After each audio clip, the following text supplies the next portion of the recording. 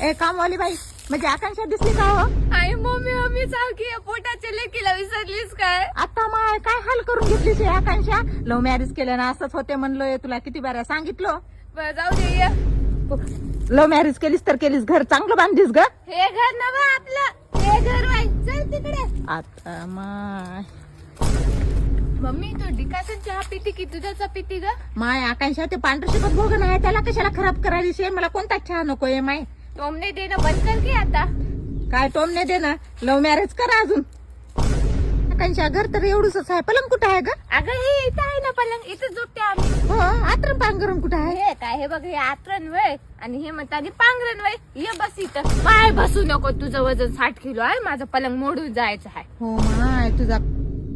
मग आकांक्षा जातो बाई मी. आई जायचं तर तू जाय, पण जाता जाता 100-200 रुपये तरी देऊन जाय. नवराले 10 रुपये दाडा निघाला गेला, मॅरेज करून फसलो मी. संध्याकाळी आलं की मारते बघ 10 रुपये द्यासाठी पैसे दे म्हणून. आज तरी न मार खाण्याशी वाचल मी.